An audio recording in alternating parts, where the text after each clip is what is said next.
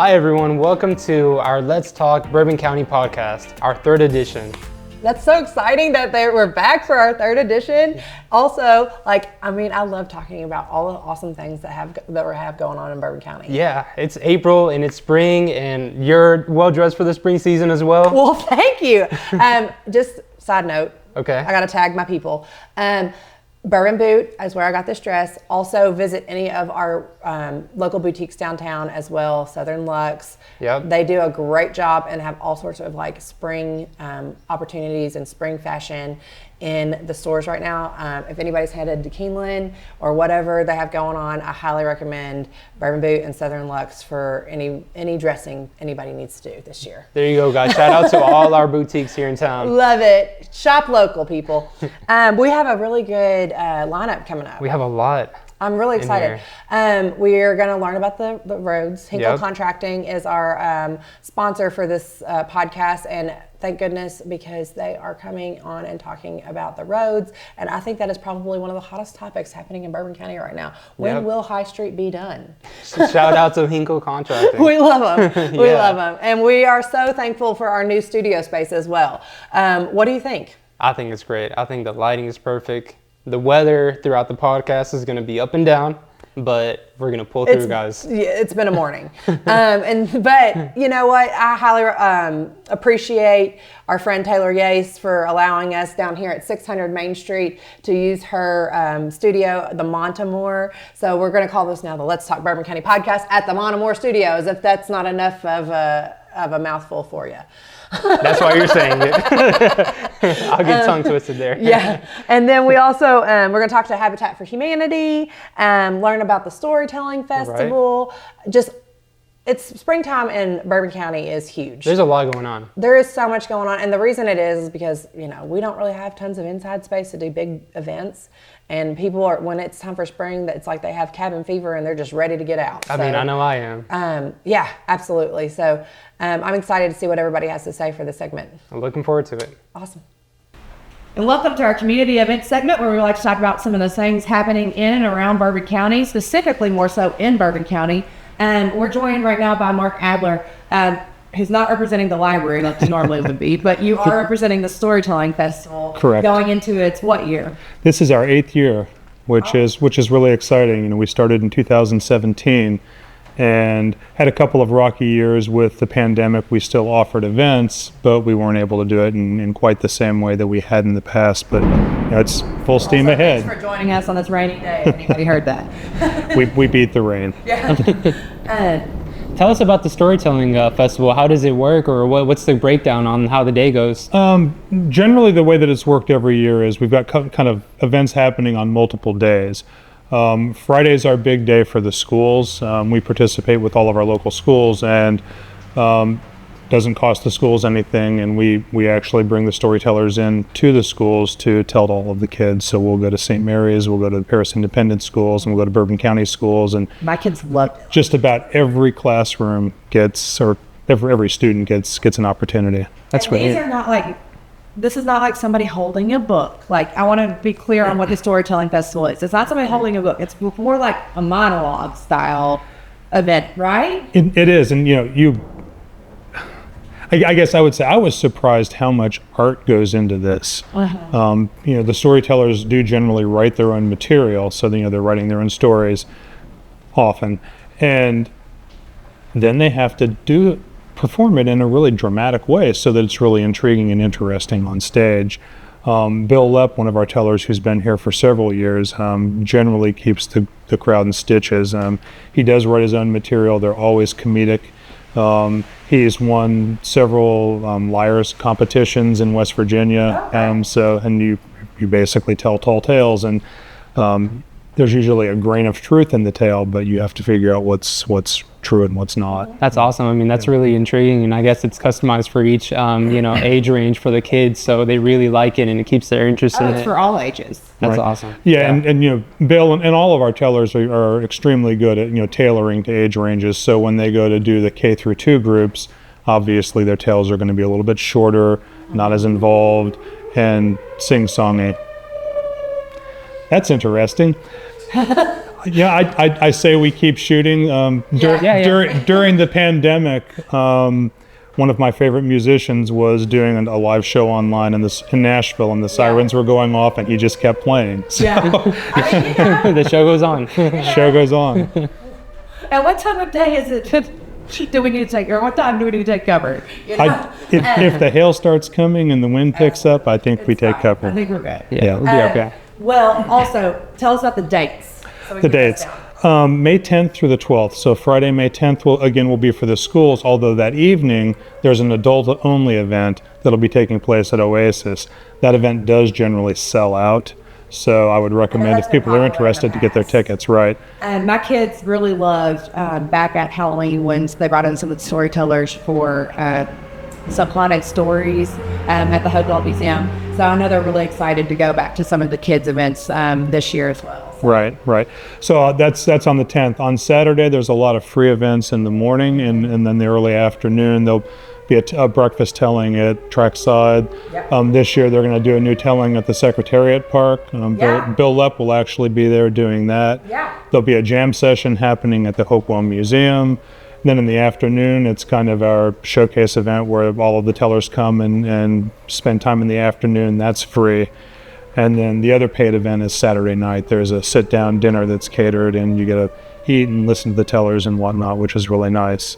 And then it's not over at that point, because Sunday, at least 5 churches, tellers will be coming to do a 20-minute telling session during the church service, which is usually a lot of fun. Oh, that's and then great. after that, at 2 o'clock at the library, we will have a free screening of the movie The Paris 3, which is, I guess I'll say a wonderful tale, although looking back at why it had to happen was not so wonderful. But a true story of some people here in Bourbon County, some African Americans who were not willing to be told no. And this was about 1961. And I've been told, at least as of now, we're expecting all 3 of the Paris 3 people to come to the screening. So you'll have an opportunity to meet them, which would be really nice. And we have the filmmakers from Minnesota flying in to come as well. Wow. Yeah. Yeah, so you're getting all kinds of people from different parts. Yeah. That's going to be great. Yeah, that's exciting. It's going to be a lot of fun. Again, most of the events are free. There are a few paid events, but you don't have to pay to see the storytellers. And thousands for as far as It does. I do quickly want to go over some of our other events that we have going on. in the Well, I community. just do want to ask, where can people sign up or register, to attend? Oh, thank you. Yeah, our Yeah. website, it's www.parisstoryfest.com. Okay. You can get tickets there. Now, what won't happen is you're not going to get an email or a QR code for your ticket. When you purchase a ticket, you'll get a thank you for your purchase. When you come to the door to the event, you'll be checked in at that point. So Yeah. but yeah, you can go to parisstoryfest.com to get your tickets, and you can also find out more information about what's happening and when. Is the registration now open? Oh, it certainly is. Yes. Okay, great. All right, so here, you heard it here first, folks. Also, I want to go over some quick events that we do have coming up.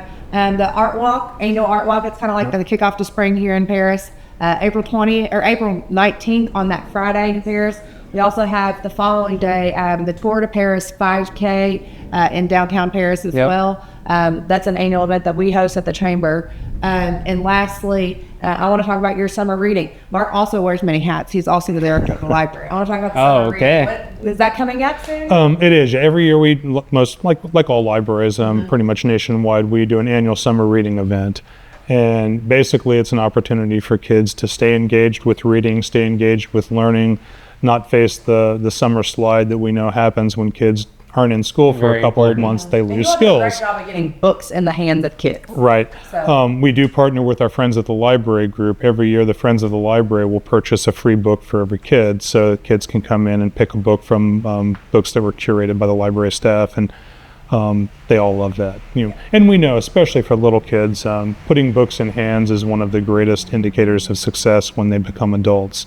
Early literacy skills are really important, and getting those books in the really young kids' hands gives an opportunity for them to begin learning, working with words, and hopefully sitting on mothers or fathers or grandparents or somebody else's lap to go through that journey of learning how to read. Yeah, it's family bonding, right? It's a great opportunity to spend time together with the family. So. Yeah, it's a wonderful thing. So in mid to late May, that event will start. we'll of course have information in the newspaper about that. It'll be on our website. If you want to call, ask to speak to our children's librarian, Debbie Horn, or our teen librarian, Beth Dunstan, they of course can give you more information about all of that. There will be an adult component. It's usually not quite as tight as the children's component. Adults tend to like to do their own thing and don't have enough time to really come and participate in the way kids do. But we do like to include adults as well during the summer. Well, Mark, thanks for taking the time out of this beautiful day to join us here. And the sirens have stopped. Exactly. Thank you. Thank you so much. And welcome to the top things that you need to know as a citizen that affect you in Bourbon County. We're joined today by the Planning and Zoning Extraordinaire team. Bobby Ritchie, what do you do? I do code enforcement for all of Bourbon County except for Millersburg. Okay. And Michelle, what's your job? I'm the building inspector and code enforcement officer. And Dalton. I'm the planning director for Bourbon County and the whole area. Yeah. I'll let you all just tell me what you do, because you all have fancy titles and it's not just like... Yeah. No, that's fine. All right. We're going into spring. Denver, I want you to know, like, as a citizen, what do we need to know, like, going into spring, especially with code enforcement, with our houses? The top thing I look for is your grass height. City ordinance states, actually city and county ordinance, both state, grass is over 10 inches, it's out of ordinance, and you will receive a notice of violation as a courtesy notice to mow your grass. It keeps snakes, populations down, rats, things of that nature. Plus, it does make everybody's home look a lot nicer. Another thing that we look at are sidewalks. People are going to be out walking, kids are going to be out playing, especially in neighborhoods, things of that nature. We want to make sure the sidewalks stay clear and they're staying in good repair. If you do shut down a sidewalk, there is a permit that is required by the city now. It's a $20 fee. You come down to our office, see us. We take care of that for you. It gives you a week to do any repairs, block off sidewalks. We make sure that you've got your caution tape, things of that nature up so everybody stays safe. Yeah. The third thing that we usually look for are going to be trash cans. When you set your trash outside, nobody needs to set out bags. Cans are required for everybody, whether it be residential or commercial. It keeps our little four-legged friends from getting into it and scattering it throughout the neighborhood, or from getting it into our sewers, storm gutter, causing additional problems. Yeah, absolutely. From the sidewalk standpoint, like, what is the enforcement for that? I know that from the point of somebody that runs frequently, I see a lot of people in this community. There's a lot of pedestrians. How do you enforce the sidewalk aspect? What I'll do is, if I see something, I'll issue a notice of violation. If it's in parking on the sidewalk, something that has to do with motor vehicles or trailers or whatever, then I turn it over to our safety officer, Donnie Turner. He'll come by. Usually he does a stop and knock. Sometimes I'll do a stop and knock where, if I can ascertain the owner of the property, just let them know, hey, look, it's an ADA standard. Yeah. It's not just a city ordinance. This is a state ordinance on the American Disability Act. Sidewalks have to be cleared and be passable at all times for someone who's in a wheelchair or someone who's on a walker. Yeah, absolutely. And typically, we respond to complaints. Bobby's out there every day looking. We're out there looking if we're out there, but often we were complaint based. So if you are out running and you see somebody's blocking the sidewalk, give us a call, and then we'll go and check it out. That's oftentimes how we end up finding these issues. What's the number to call? 859-987-2150. That's our main direct line. Okay. It's good to know. That goes to all of us too. One of us will answer. Perfect. Another big thing that always happens in the spring is people start doing spring cleanup projects, spring projects in their house. Say I'm building a new porch or a deck on the back of my house, Michelle. Talk about like the aspects of what people need to do in order to start with your office. Okay.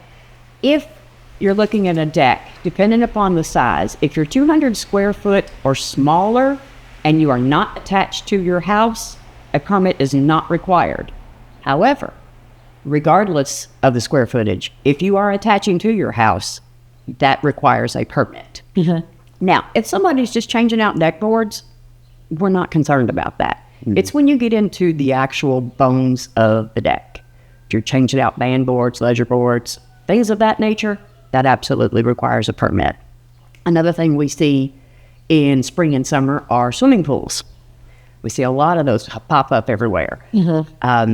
You are required to have fencing around your swimming pool. It is a requirement, regardless as to where you are. If you are doing an in-ground pool, a permit is required to be pulled before you can begin digging for the pool. You said spring cleanup, which reminds me again of junk, debris, things of that nature. Yeah. If you are cleaning out your buildings and you do have large items, couches, mattresses, things of that nature, they have to be wrapped in plastic, and you have to call Rumpke to get them to pick that up. It's a large item pickup, and you have to call before they will pick it up. Interesting. Good to know. Yeah. Any other things going into spring that we need to be aware of?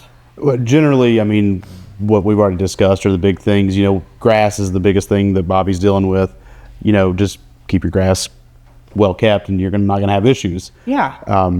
And then, you know, for the fencing, it's a safety thing in a lot of ways for a pool. I mean, typically you have to have a self-latching door or gate, and that's the idea is we don't want kids getting in there and issues. I think that's a homeowner's insurance thing as well. Yeah. It's not just, a lot of our requirements are not just our requirements. Exactly. They come from the state or from other requirements. No, but that's the main things that we have going on. And we're you know, if you have a question, if you don't know, call us and we can always help you out. I'd rather you call and ask us as opposed to asking for forgiveness later, because then that gets into a whole other issue about, well, if you went and built a whole house and didn't get any permits, we've got a problem. Right. You know what I mean? Yeah. I know that's a dramatic example, but call us, ask, and we can let you know what you need to do up front and save yourself a lot of trouble. If you're ever in doubt, just pick the phone up and call. Now, I will say you can find out just about all of our information on our website. Yes. So what is that website? www.bourboncountyplanning.com. And it is a wealth of information. I use it all the time. That's a chamber director. I was going to say there's also an enforcement tab on that site. Okay. For the people who don't want to put their name out there, they can file anonymously. Yeah. Oh, good to know. Yeah, that you can always go in there and put that in. That comes straight to our emails. We get them. I get mine 24/7. So we're always checking. Now, I do have a question about the sidewalks. Let's say that we're walking, and like, what is, you know, red flags that you'd see on the sidewalk that'll, you know, get your attention in regards to the condition of it? You know, is it just if it's uneven or if it's too cracked, or if it's possible slip and fall? Okay. Or uneven spaces, the top coat being missing, things of that nature. Gotcha. Okay. Of course, anything that's sitting out there that's blocking it. Yeah. It might cause an issue.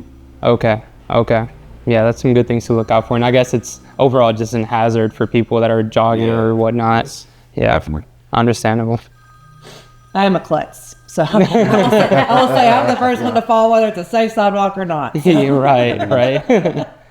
Well, thank you all for taking the time out of your day and joining us for some questions that I had as a citizen personally, but like I'm sure that everybody else has as well. So yeah, can you give us that number? up, Michelle? Sorry. Another thing on sidewalks, yeah, vast majority of people are not aware you are responsible for your sidewalk in front of your property. It's not the city's. The city has an easement on that property, but it is the owner's responsibility to take care of that sidewalk. Can we go down the lane of what happens if we don't comply with enforcement? What are the steps that you guys take? The first thing that you usually get is if I see you out, I'll try to make contact with you. I'll give you a verbal warning. This thing be fixed. If I come back, a couple days later, it's still not fixed, then you'll get what we call a notice of violation. It's a courtesy letter that comes out from our department. It explains what the city ordinance is and how to pretty much recommend, repair it. If that is not complied, I would send a work order to the city. The city can choose to abate it if it's a severe issue. If they choose not to, then we go to a first citation, which comes with a monetary fine. The process just keeps repeating. We go first, second, third. The fourth offense, we now have our code enforcement board together. They're our governing body. That's been a long time coming. Yeah. Hey, we have to adhere to. But fourth offense, you automatically get an invitation to come see them. At that point, they can put a per day fine on the property owner. Oh, really? Oh, wow. And I'll say this: citations are, we look at it as the last resort. Yeah. The stop and knock type thing. If Bobby sees an issue, or the NOV, there's no monetary fine with that, and we don't want to be doing citations. But Right. typically, if you're just not responding to us, or if you just tell us, I don't care, I'm going to let the issue remain, that's when citations start to come into play. Yeah, yeah. I mean, there has to be an escalation somehow. Our number one goal is we want voluntary compliance. So we push for that. Ever since I've been here, I've been with the office going on 3 years. And we're just trying to live in a community that everybody enjoys. 100%. Yeah. Yes. Well, thank you all for taking your time. I really appreciate it. Be safe getting back. Thank you. Thanks. Thank you, guys. And it's our Bourbon County Impact segment where we talk about people and organizations who are making an impact in Bourbon County. We're joined by Katie Garnett from the Scott County and Bourbon County Habitat for Humanity. Is that correct? That is correct. Talk a little bit how that came to be, first off, the organization combining like that. Yeah, so Scott County Habitat and Bourbon County Habitat were two separate organizations. Scott County started in 1990 and Bourbon County in 1992, which is around the generation or the genesis of all Habitat for Humanities across the country. It was in the early 90s. And in 2018, they decided to merge. And Bourbon County Habitat had been around for that entire time, but they were only a volunteer staff, and it has become very difficult to keep up with all of our regulations and everything like that. As volunteers only, it requires some full-time effort. Absolutely. So they decided to merge with Scott County since we were close by and we can service all of our community together. Yeah. Yeah. So talk about some, since that has happened, talk about some of the project completions that you all have done. Yeah, so we have built one house in Bourbon County since then. We've also done some other minor projects like some veteran repairs projects and things like that. There are a total of 10 houses that have been built in Bourbon County since its origin. And we have a few of those who are still on our books and who are still paying off their mortgages right now. And then there are several that have actually paid off their houses. That's amazing. Yeah, it's great. The gift of home ownership is huge. Yes. I know you spoke a little bit on the veterans repairs thing. I know that you all have grant money that kind of help with veteran repairs. Can you touch on that a little bit? Yeah, absolutely. So we have grant money from the Kentucky Veterans Trust and the Home Depot Foundation that we were able to access through our state chapter. So Kentucky Habitat for Humanity helps us apply for some of those grants sometimes.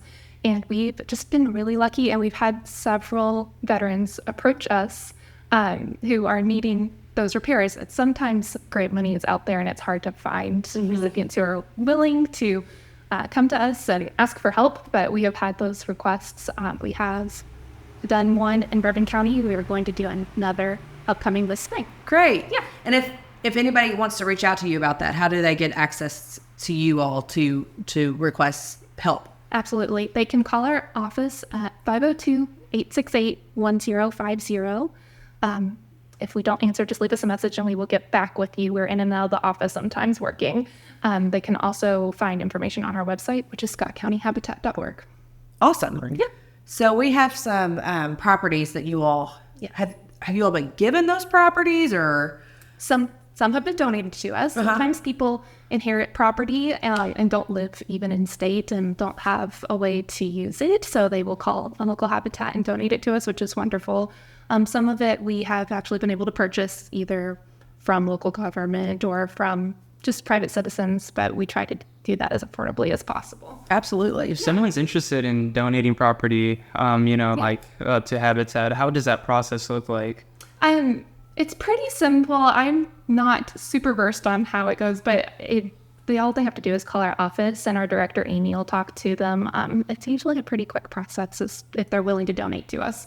Yeah. Yeah. And that's, charitable contribution is huge for people too. For sure. And then also, I want to go into the fact that you all have these properties available, but you're kind of waiting for applicants in Bourbon County. We are. What's going on there? We're not sure completely. I think we're just still trying to get the word out a little bit. I do think sometimes people get discouraged and think that they might not be eligible for the program. It is home ownership just like anyone else, so there is a mortgage. We do a lot to try to make that as affordable as possible through accessing grants, donations, volunteer labor, things like that. But sometimes I think people just have a preconceived notion that they're not in a place or they can't afford to own a home.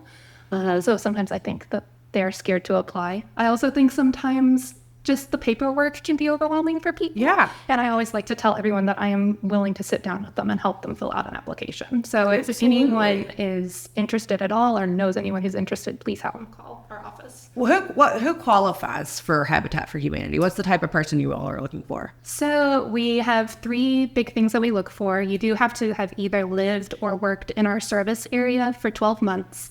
So we are trying to serve people who are part of Bourbon County with our Bourbon County properties. Ideally, we're trying to keep it local and help Bourbon County residents. So we do want you to have been working or living here for 12 months. And then we do have income qualifications and credit qualifications. We do run a credit report for anybody who's in the household. We don't have necessarily a specific credit score. We're just trying to make sure we don't want to give anyone a mortgage who has too much debt right now that they need to work on. Yeah. But if that's the case, we run the credit report and I'll look at it, and I'm also willing to come and help you with your credit or come up with a plan to work on getting that credit down so that Yeah, can you all do a reapply. great job at educating people Yes, it's a huge group even project. before they are able to get into the homes. Yes, and if you are approved for our program, we have a lot of financial budgeting education and homeownership education that we work on, which counts towards sweat equity hours, which is another requirement of the program. Every household has to complete 250 sweat equity hours, which sounds like a lot to some people. Is that just volunteering? It's volunteering, and it's all the education components that they would work on with me. And of course, we do that to anyone's physical capabilities. If they are not physically able to do some things on the construction site, we work around it. They can come help volunteers. They can pass out water, anything like that. We just get you involved. And what does the timeline look like from the moment that they start applying to, if everything goes Getting in well, their home? Yeah, to getting in Yeah. their home. So the application process, everything is a little lengthy. It's not too terrible, but I do like to put that up front for people. It's not immediate because we do get phone calls from people who are needing shelter now, and that's not really what we're dealing with. So I like to make everyone aware of that. But the application process usually takes about a month or 2. We get the application in, make sure I have all the documents I need, and run credit reports and have a chance to review those. And then we do have to do a home visit and have committee and board approval. So by the time those meetings happen, that usually takes a month or 2. And then usually people are on the waiting list for around 12 months to 18 months before we start building. And then building the house can take us anywhere from about 8 to 12 months, depending on when we start, what the weather's like, what kind of volunteers we're able to get. things like that. Exactly. Yeah. Quickly, I want to touch on your golf scramble here in Bourbon County. Yes. What's the date of that? When is it? May 15th at Houston Oaks. We're really excited. We do have sponsorships available still, and team registration still open. So we would love to have anyone come join us. Dan Cummins is sponsoring a hole-in-one contest, so you could win a new car. Yeah. And Trackside is providing lunch. It's always a great time. Awesome. Well, thanks for coming, Katie. Thank you. And welcome to our Best of Bourbon segment. We're joined today by state legislator and farmer Matthew Cook. Welcome straight from the farm today. Yes, and quite happy to be there. It's a huge stress relief to be on the farm today and not in Frankfurt. Yeah, that's awesome. Much more relaxed. For sure. So what are the 2 biggest legislative wins that we've had this session for Paris? So, and this might be the first time for a lot of people hearing this, so pretty excited to announce that Steve West and I were able to secure 2 giant pots of funds for Bourbon County and Paris. The first will be the park for $3 billion for the recreation park. That's going to be absolutely incredible. I can't even imagine what the fiscal court, what they're going to be able to accomplish with that money. Amen. That's going to be Exciting. huge. And then even more exciting than that, $1.5 million for the transfer station. And that was more than what we put in. Yes. And I can't tell you, I'm just absolutely over the moon because I've been part of this West Side project way back in the beginning. When sat down with Ann Allen Edwards was still commissioner, and Bill Alberson and I, we sat down in room city offices. Then we actually walked the neighborhood back there and talked about everything. And then we had the meeting the first meeting was at the barn, the Paris City barn here.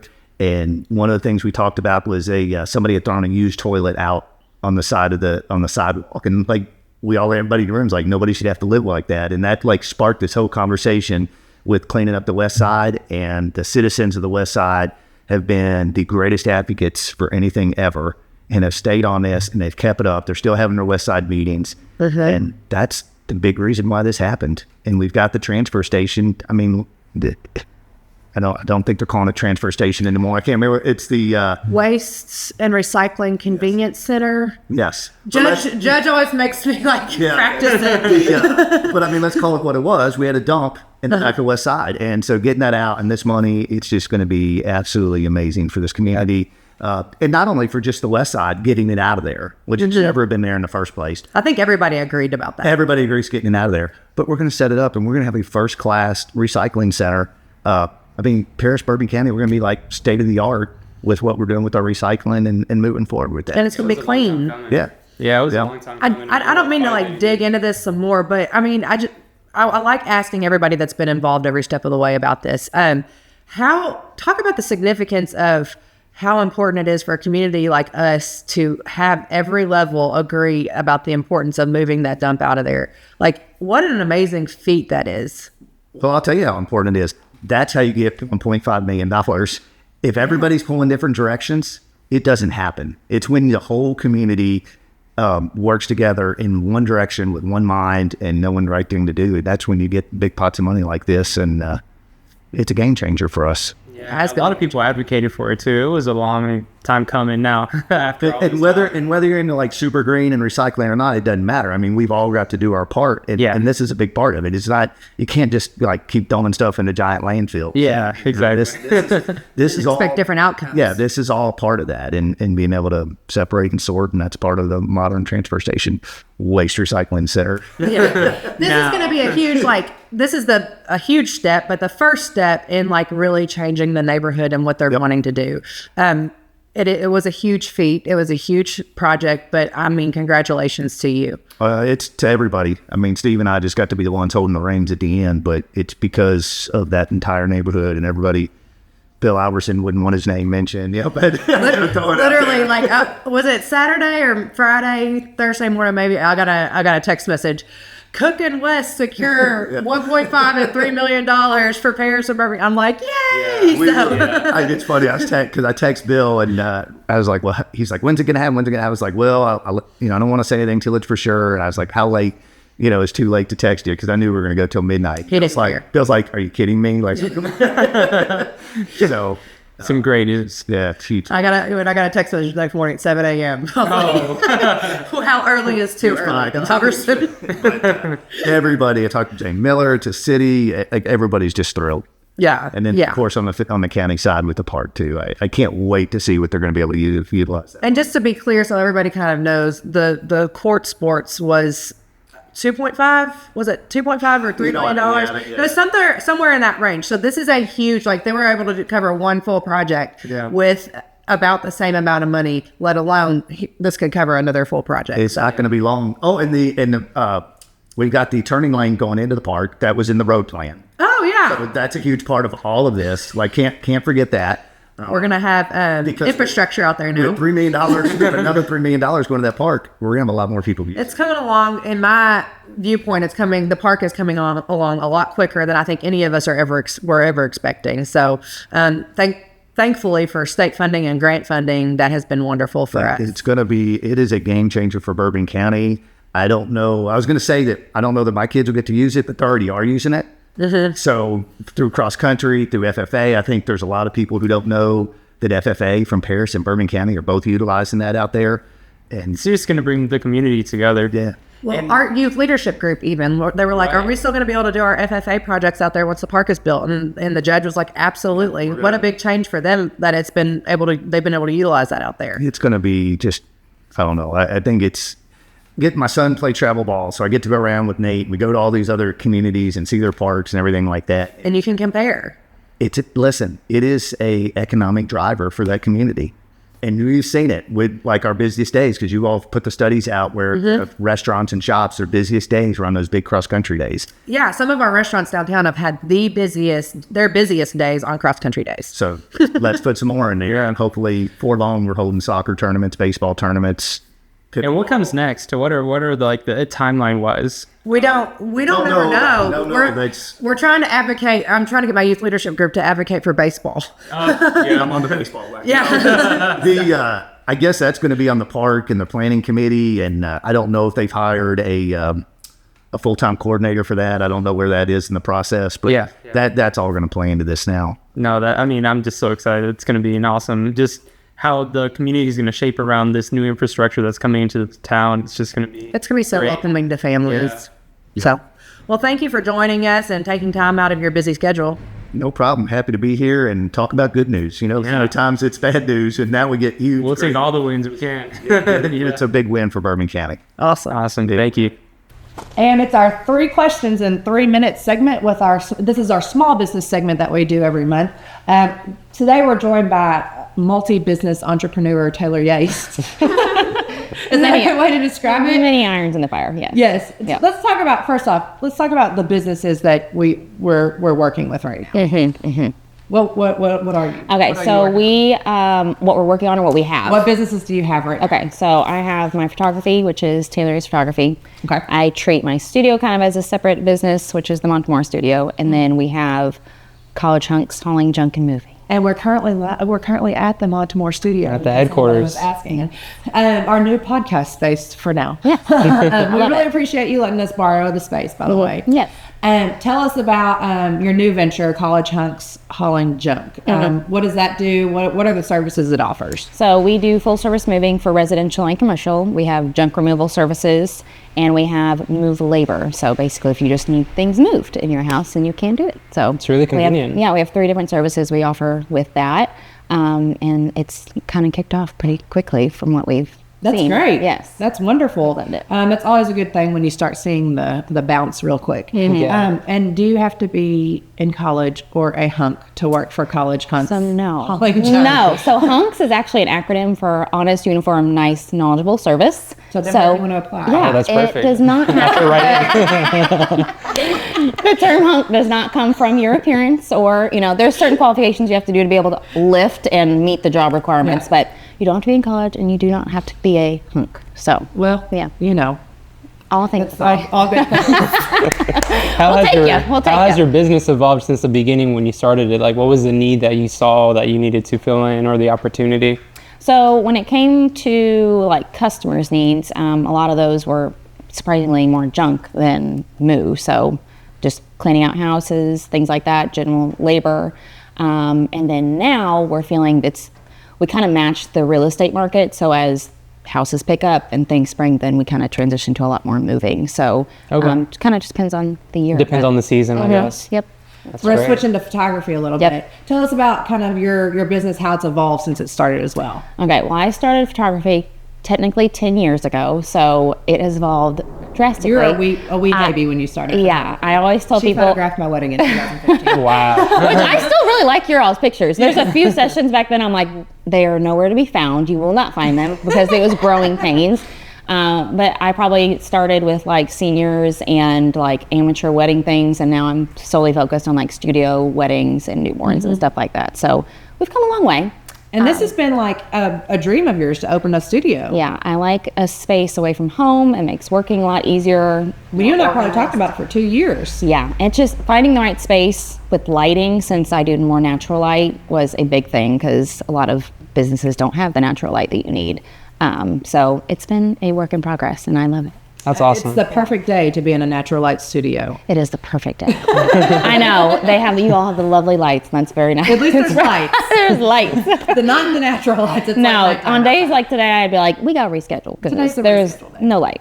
Yep. Well, thank you for joining us. Do you have any other questions? Yeah, well, I just wanted to ask, what are the lessons that you learned as a business owner running 2 businesses that maybe other people can take note of in regards to maybe not giving up, a couple of hurdles, obstacles? Yeah, I think the mindset is like there's going to be hardships, there's going to be difficulties. You just have to know they're going to come. So like just not giving up with them or thinking it's going to be smooth sailing, and positivity, I think, is number one. It's huge.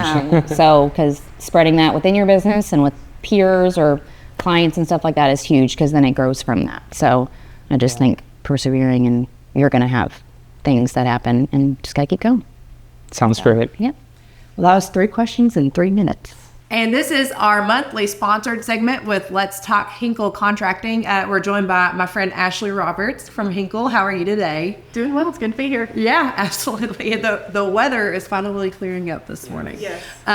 So I feel like this is going to be the hottest topic of spring. The roads. Yes. The roads. We're not here to talk controversy now. We're here to No. talk about just some informative things happening with the roads. Which project do you want to start on first and foremost of the So- things that you are working on? We can start with the hot topic.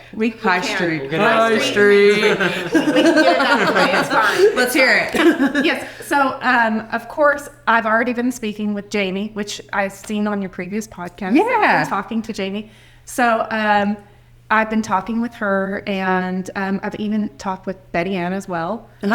Because, it's important that we do not interfere with anything going on. The art walk's coming up. Absolutely. So, and there's a few other things. And I keep up with It is what's going on in summer Paris. in downtown Paris. Yes, I try to keep up with what's going on. I don't want to interfere with anything. And but anyways, I'm going to keep her updated on our schedule. Yeah. Because, and this is the entire reason why we waited until the spring. We need good warm weather Absolutely. for the surface of our asphalt, and otherwise, we want a good quality product just like everybody else. Absolutely. And so it got too late in the year last year for us to give that to everybody. So we are going to wait till early summer, late spring, early summer, because some of this is going to be done at night. So we need warm weather to do that. So Do you have like an anticipated timeline? it's weather permitting. Like everything else. It's going to be in the 30s tomorrow night. Yeah. I believe. Yeah. Yes. So No like, you have to have like consistently warm weather. Yes, we do. And so it's we're going to keep everybody updated. I even spoke with Betty Ann about posting online. Yeah. Because it's going to be very difficult for me to get to every homeowner, every business owner in a timely fashion. So we're going to post online and keep everybody informed in the next month or two, and everybody's going to know what we're doing. So early summer, we're hoping to get it done. I know people are As well just as other projects. so ready to see that project finished. Yes, we just want a good quality. As you all are as well. We would love to get it done. Yes, we would. But we want it to turn out to be a good project in the end. Yeah. You guys have been working around the clock. I mean, I'm assuming now day and night it's going to be Coming up soon, yeah, you all will be. Yes. We have not started for the year yet. As you can tell, the weather's not great to start yet, but we are in the next 2 weeks. Yeah. Yes. Well, that's really exciting though. Like, I mean, as long as this project has taken, I don't think people understand the magnitude of what has happened from South Main to High Street with like redoing all the infrastructure and the roads and then having to pave and then opening back up the road again and then having to pave again. Like literally it's been a complete overhaul of these roads. Yes. So, I mean, the fact that it will be done and done well only will help the future growth of this community. So It's very necessary too. I mean, like you said, just to be able to make things look better around the city and the flow of traffic and everything. It's just going to work out a lot better in the long run. I believe so. I think the community can look forward to that. yeah, Yeah. another big project, the 460 project. 460, yes. Now, one thing to note, we are not the prime contractor on that project. Yeah. So it is slated to be done this summer, and but I cannot say the exact timeline on that. But we are a subcontractor. But we are starting on that one early as well. So we are going to be paving there, and we're going to be paving throughout the summer on that one as well. So that one's exciting. To get done. Can you tell us about like the paving process? I mean, I don't work in construction, so can you tell us about the amount of work that goes into it, just so people can wrap their heads around the magnitude of the work that you guys are putting into the city? So every project's different. So for say 460, for instance, that one, as you can tell, has been that one's been a difficult project to do with, it's been built next to the old road. So it's been a little pieced together in places, and in some places it hasn't.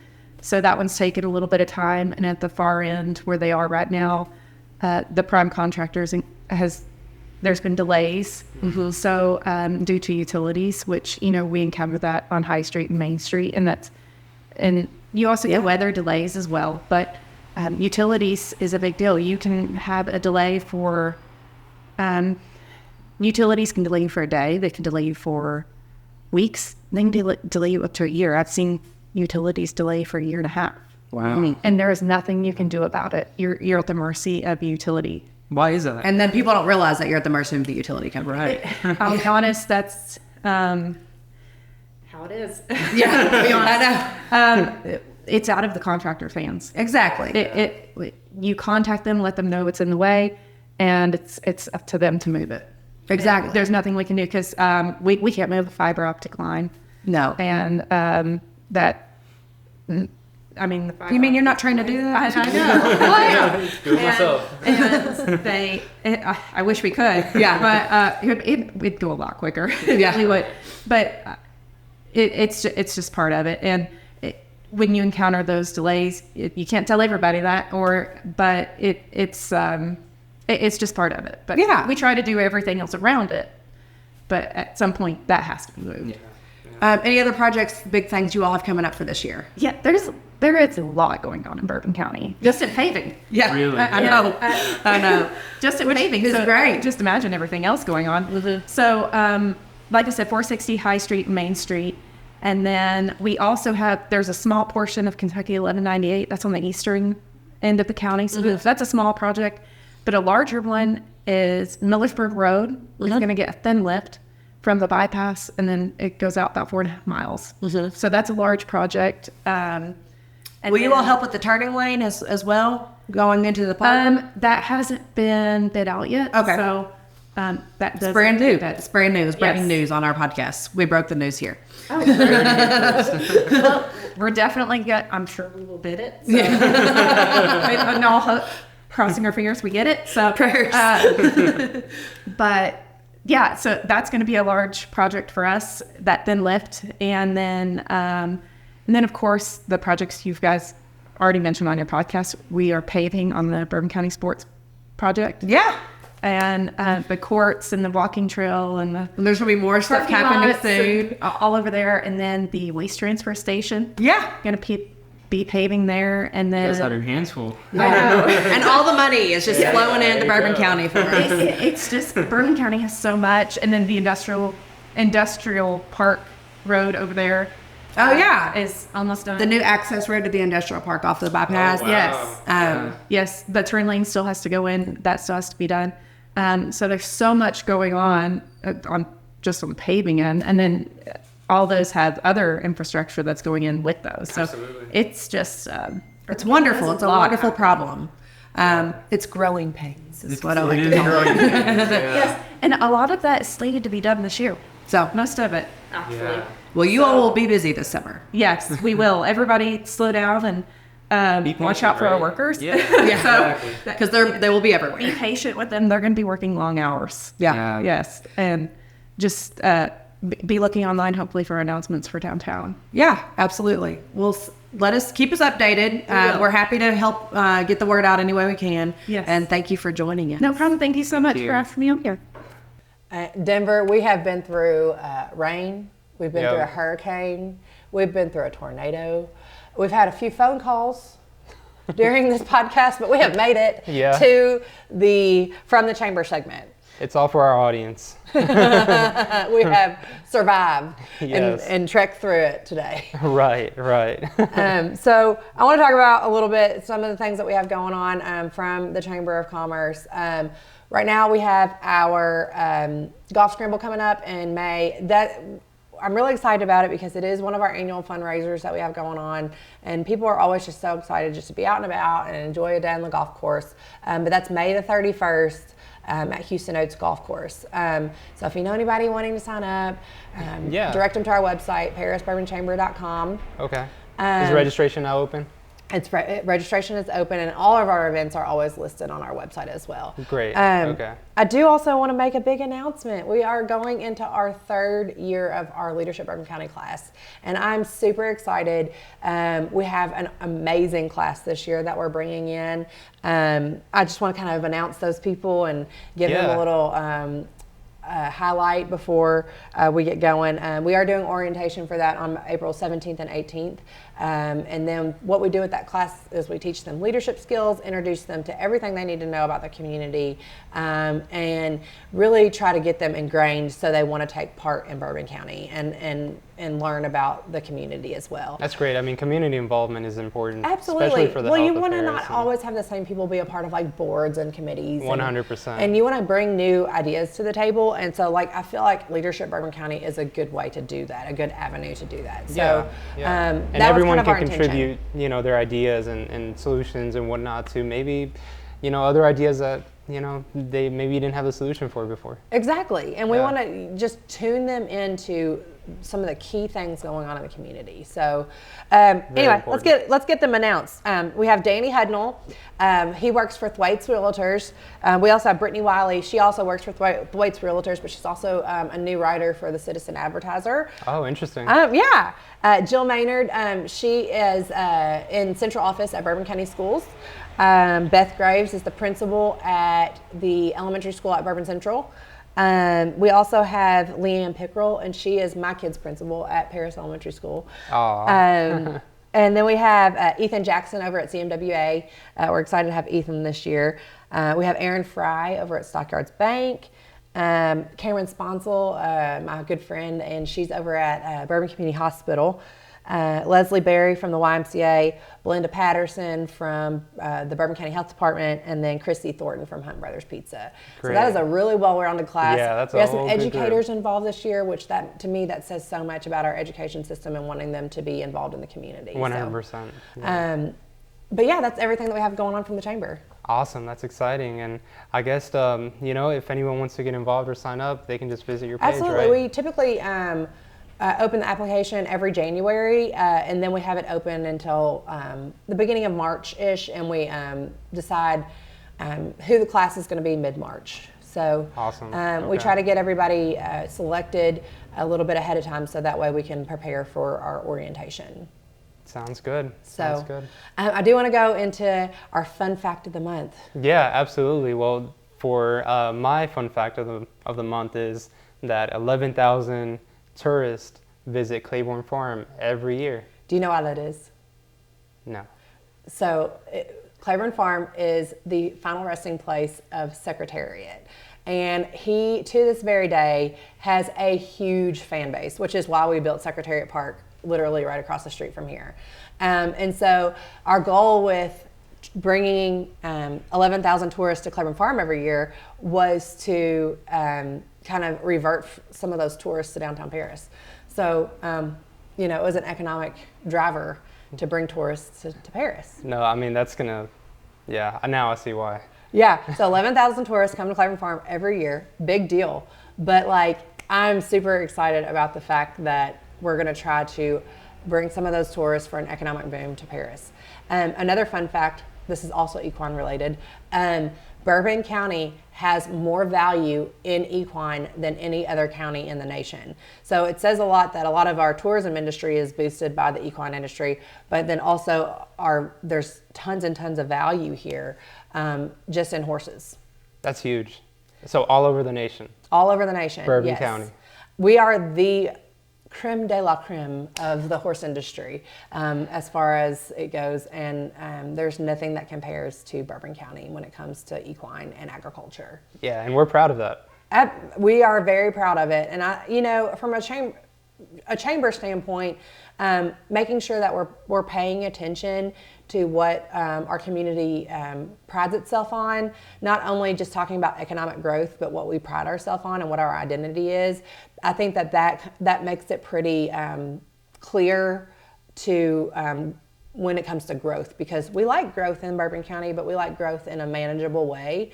Yeah. And so, the chamber is here to be a support system for the community and for quality of life. So when it comes to those types of initiatives, we have to make sure that we're helping grow it from what we identify as. Yeah, exactly. I mean, it's mostly to grow within the roots of why Bourbon County We're became very what it proud of is. our history here. So, Absolutely. well, our next podcast date is going to be the first Thursday. We'll be recording, and then we'll release it the following week.